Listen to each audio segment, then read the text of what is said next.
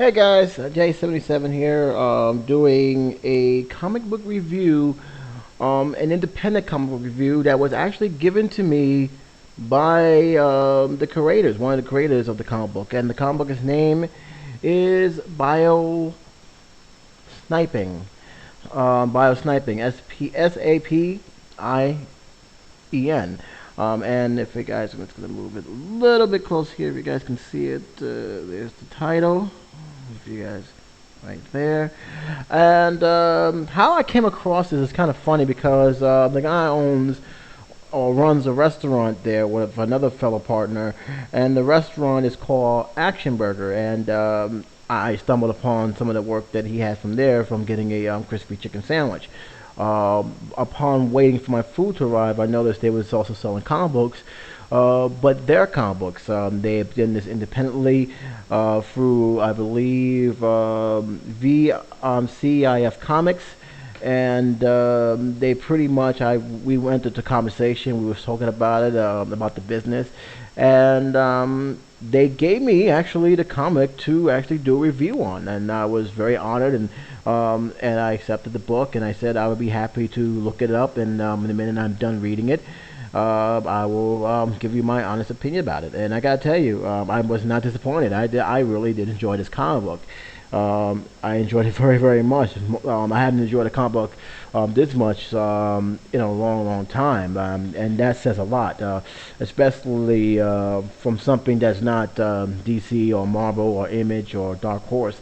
That says a lot. So I might as well just start with the basic of the story. The story here is pretty much a UFO style story. It's a science fiction story, and it has a lot of science terminology, science definition that is pretty much in this book, but it's done cleverly that you're not losing your brain over it. It's not pounding you with it much. It actually came at the right time, at the right place, and I'll explain a little bit more as I go in.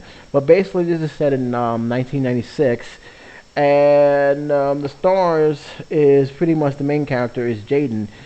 He's desperately searching for a UFO. We don't know who Jaden really is at this time, but we know that he's pretty much running from the military, and he is pretty much looking for this UFO, which he spotted landing somewhere in the cornfields. At the same time, he's staying hidden from the military, which are pursuing him, as well as this unidentified object led by Robinson and Sergeant Peters. They're desperately looking for this guy, and they're desperately trying to find him, where they're all willing to kill him.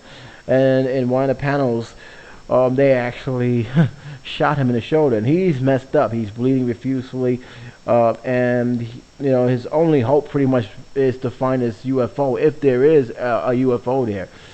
He does stumble across it, along with some cows in a farm area.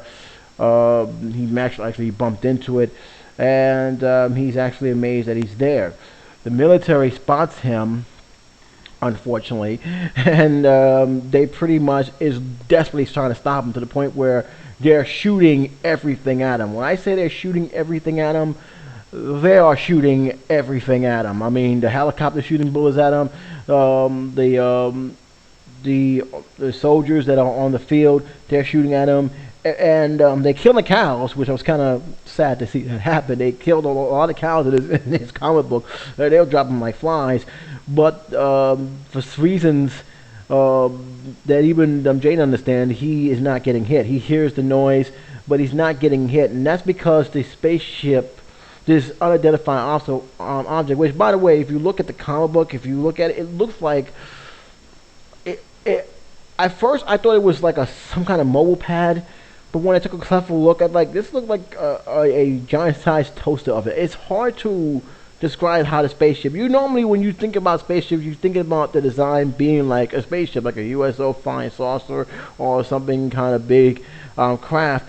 But this one, it takes a different shape. It's kind of like how can I best describe it?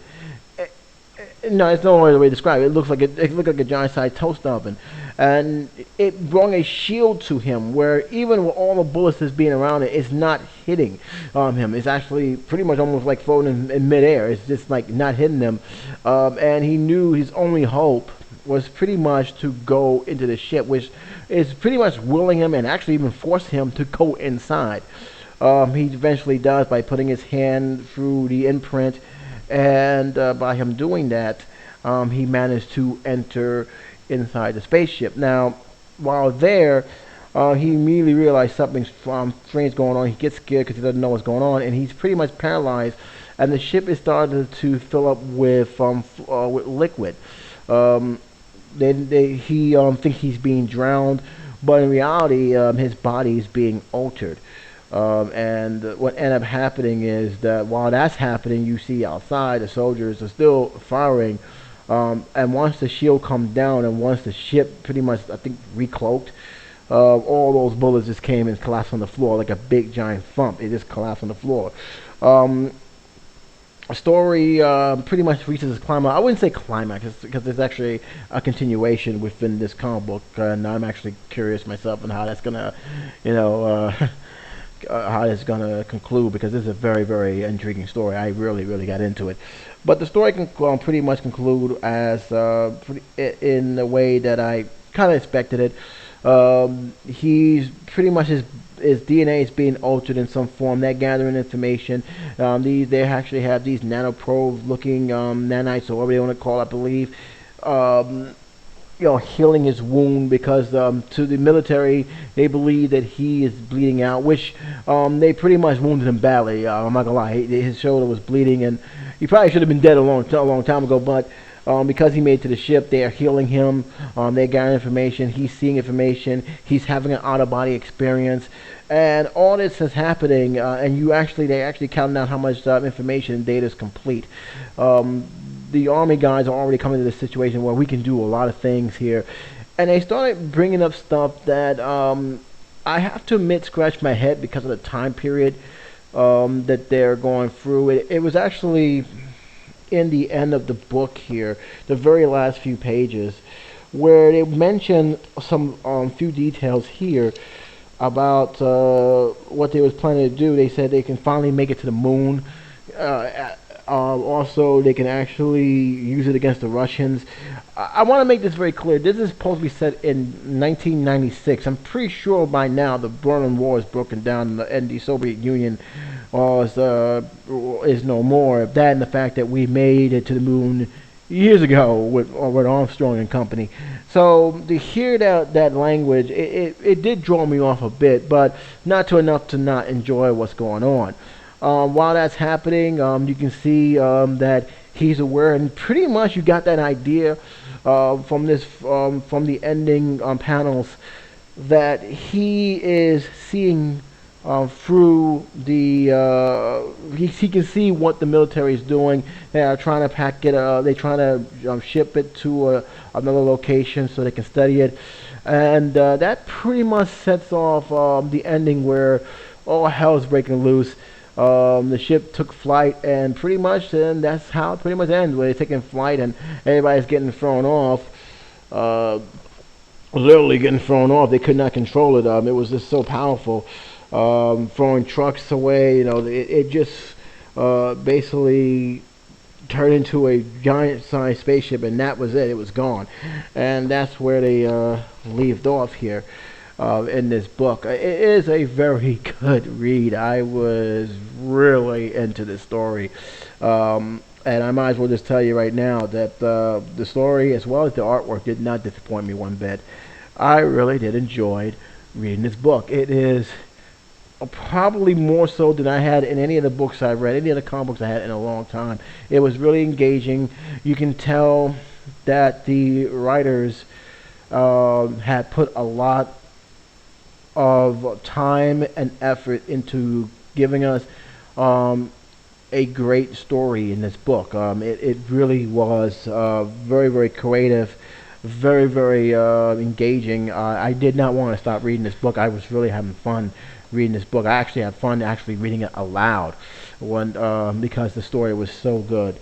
And I also want to touch on the artwork. The artwork The best way I can explain the artwork is this. If you've seen a game, if you play a game console and you see how they reenact in the stories, you're actually, that's how the artwork is. You're literally looking at something that could be easily used for a model for a video game. I'll show you the first page here a little bit if you guys can't see it.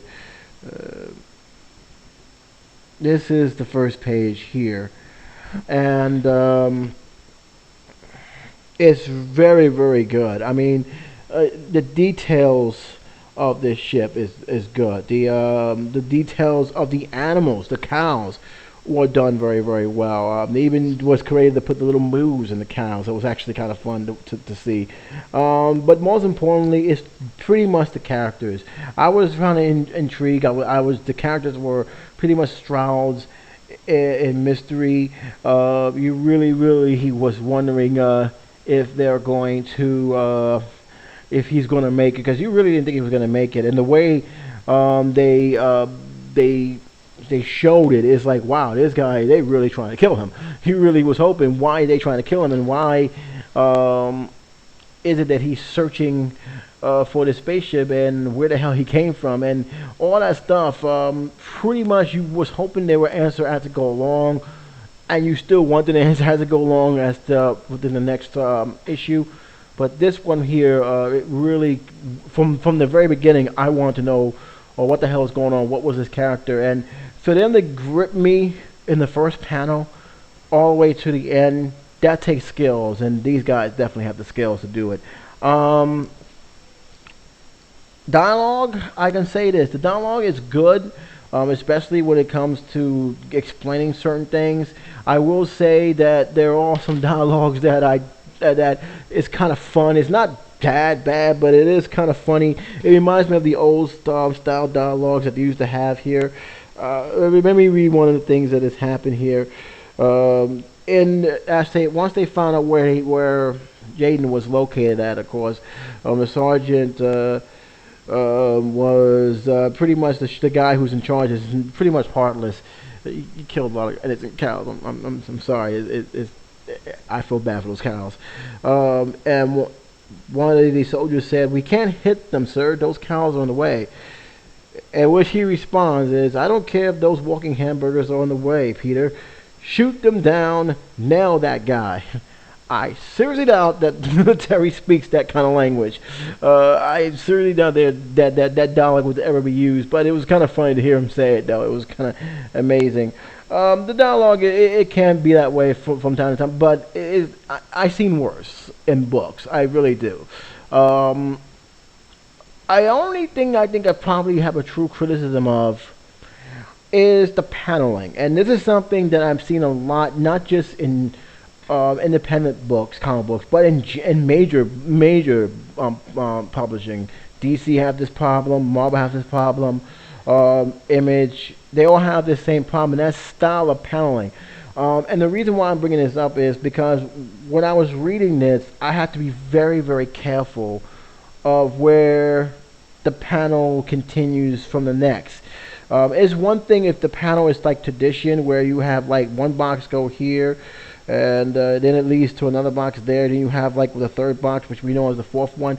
But when you have like a panel design where you have one box here, but you have this one big box in a certain angle, and then you have another box right beside it, and you have the word bubble almost going to one side of the panel, but that's not really the bubble you should be following. It should be the other one. That can draw off the reader a little bit, and that's something I hope as these guys go on can improve a little bit, because that I always find that to be a little bit distracting, where I'm trying to search for which one goes into it, and it doesn't happen too much here. It's just I believe when they're starting to, because like I said, look, this one here, I'll explain. This is the perfect example. You see how this panel is, right? You see there's one panel here, and then you have the other panel here, and the other panel right here. You can follow these very easily. I don't have no problem. I know this is the first panel, I know this is the second panel, and I know this is the third panel. So I know there's 3 panels here that's easy followed. Now, let's take to this one here. This is where I almost got confused here. I know this is the first panel. This is probably the second one. But if you notice here, there you don't know which one is which. You don't know if to go here or you don't know where to go here. And that's largely because of how many panels there are. Sometimes too many panels is not always a good thing, especially when you have to follow the word bubbles. That it sometimes can be a little confusing. So that's I'm hoping they can at least fix that part of their in their other comics. Like I said, there's a little bit of nitpicking. That's something probably I have to get used to. But I do notice a lot of times major comics too make that same thing. And sometimes it can be a bigger distraction because I got to find out where the word bubbles go. And speaking of the word bubbles, for those who always have problem reading word bubble because sometimes they're too small or they make it so almost unreadable, you don't have to worry about this book. I got to tell you, it may be me. I never had a problem reading word bubbles. It may take some time getting used to, but these are the biggest word bubbles I have ever laid eyes on. I mean, look at. I hope you guys can look at what I'm saying here, but these word bubbles are huge. Look at that. They're huge.